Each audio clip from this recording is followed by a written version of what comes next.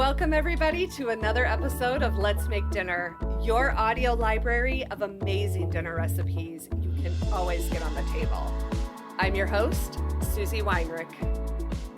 Happy Thursday, everybody. I'm so glad you joined me to make a little bit of dinner or to get a new dinner idea. I love that too. I know I put out a poll the other week to see why you guys are tuning in and what you like about this show. And a lot of people said that they like this show to get new dinner ideas. And so I'm glad you're joining me, and I hope that you find this dinner recipe delicious. Today, we are making a grilled barbecue pork tenderloin. If you're listening to this in real time, it is summertime. It's the perfect time to get that grill out. You crack open a beer and make this delicious, I'm telling you, so incredibly delicious grilled barbecue pork tenderloin.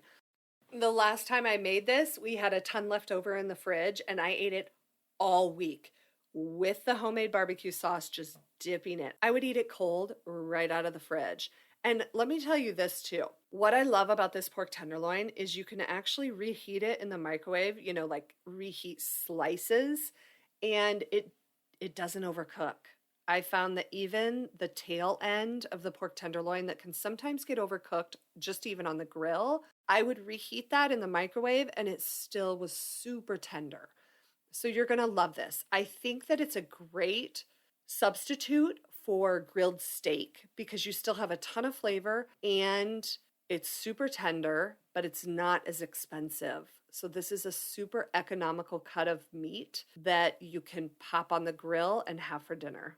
So let's get into a couple tips and tricks for this recipe. First of all, let's talk about pork tenderloin in general. You want to make sure that you're buying pork tenderloin and not pork loin. I have been duped at the grocery store and I was so pissed off. So I went to, I think it was at Trader Joe's, and I was going to make pork tenderloin for dinner. And what they had in the package was small, like a pork tenderloin, and it was called a pork tender. I'm pretty sure that's what it was called. I got it home, and as soon as I opened the package and I cooked that thing, I was like, this is a pork loin, and it was so dry. Pork tenderloin will always be called pork tenderloin. So make sure that you're buying the right thing. Pork loin is not the same thing.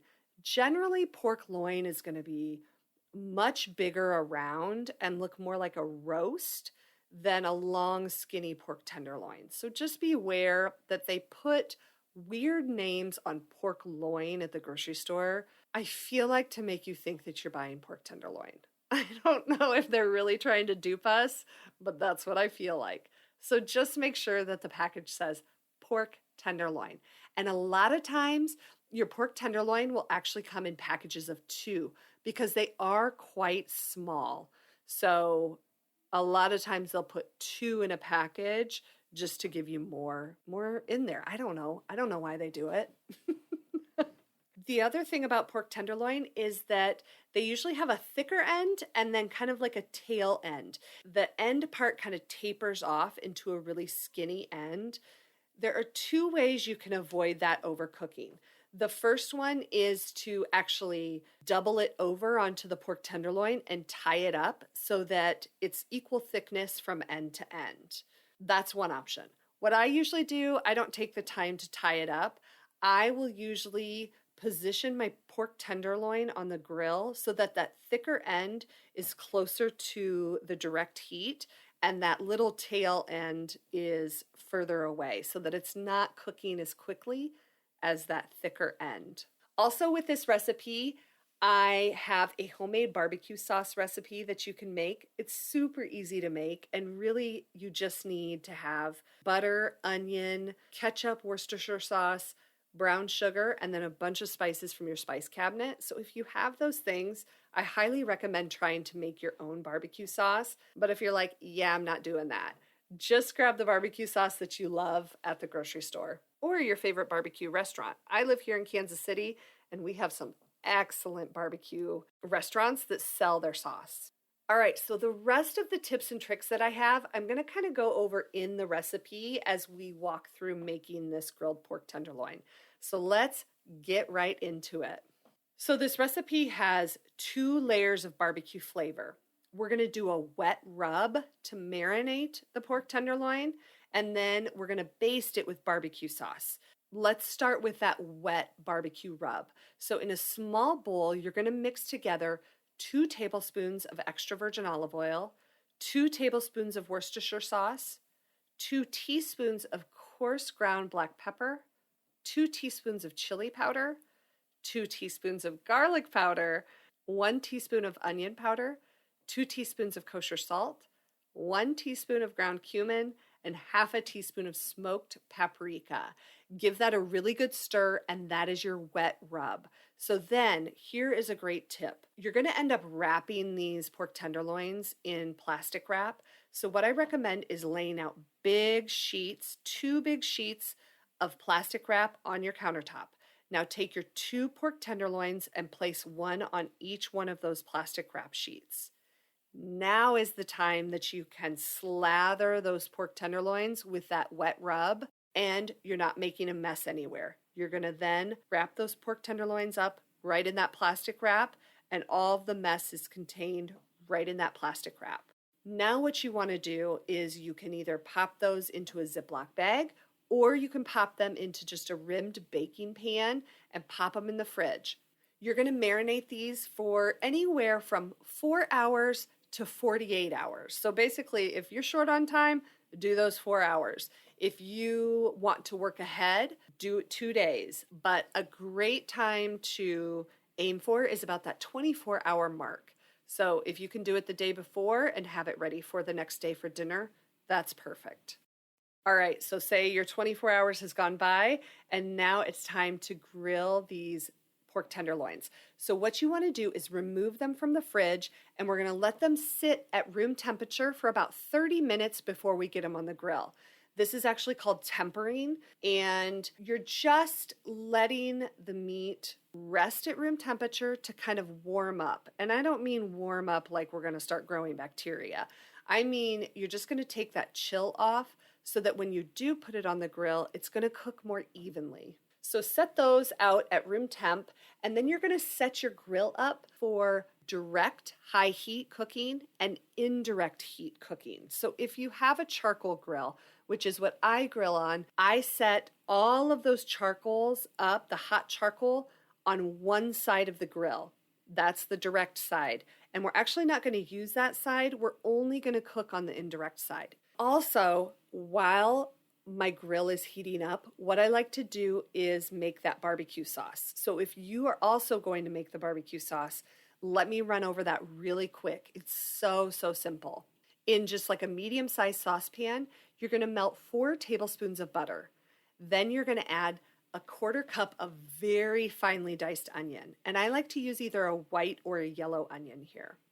You're going to saute that until it's pretty translucent and soft. Then you're going to add in 1 minced garlic clove, 3/4 cup of ketchup, a 1/4 cup of brown sugar, 3 teaspoons of Worcestershire sauce, and then we're going to add in some spices. So 1 teaspoon of chili powder, half a teaspoon of smoked paprika, a 1/4 teaspoon of black pepper, a couple dashes of like Tabasco or Frank's Red Hot, and then a pinch of kosher salt. You're just going to stir that all together, let it simmer for 5 minutes tops, and remove it from the heat. That's it. Your barbecue sauce is ready, and you are going to want to dunk all of the pork tenderloin right into that. Now, what I recommend when you're using either your homemade barbecue sauce or store-bought barbecue sauce is pour out 1 cup of sauce and divide it in half. So when you grill the pork tenderloin, you're going to take a 1/2 cup out to the grill, and then you're going to reserve a 1/2 cup for serving. This prevents any cross-contamination with raw pork and the barbecue sauce.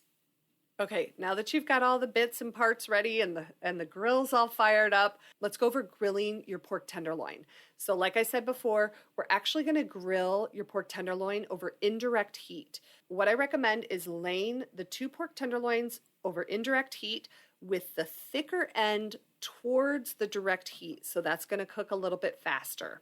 We're going to cover the grill and cook it for about 12 minutes. Then you're going to open up the grill, flip over the pork tenderloins, and this is where you're going to baste the cooked side with barbecue sauce. Really generously slather that barbecue sauce onto the pork tenderloins. So after you flip it over, you're going to continue to cook for another about 12 to 13 minutes on your covered grill until it reaches about 140 to 145 internal temperature. Now let me tell you about grilling pork tenderloins. We want to use this cooking time, this about 12 minutes per side, as a guide only. You want to actually grill your pork tenderloin to temperature, not time. So that 140 to 145 is that sweet spot where your pork tenderloins are cooked to about a medium and they're still super tender and juicy and delicious. So once your pork tenderloin is at the right temp, you're going to remove them from the grill and baste that other side with the barbecue sauce. Bring that grilled barbecue pork tenderloin inside, and you're going to let it rest for about 5 to 10 minutes before you cut it. You just want the pork tenderloin to relax and stay nice and tender and redistribute all the juices. Then what I recommend is cutting the pork tenderloin into about 1.5-inch slices for serving. Serve the extra barbecue sauce on the side for everybody to dip into. Really, really good. Here is our very, very favorite side dishes. I have a cast iron skillet crispy oven potatoes and roasted broccoli. That makes such a delicious dinner. So that does it for this full recipe today on this Thursday. I hope you enjoyed the entire thing. And until next week, I hope this episode of Let's Make Dinner makes your dinner time a little easier. See ya. All right, now it's time for your double dip. But this week, I don't really have a huge double dip for you. Next week, we are, again, if you're listening to this in real time, we're getting very close to the 4th of July. And so I'm going to take a little bit of time off, and I'm going to republish my 4th of July menu podcast episode that I did last year. You can look for that one next week and plan out your 4th of July menu. And actually, there's some delicious recipes that I talk about on there that you can make any night of the week. See you all in a couple weeks. Have a wonderful 4th of July.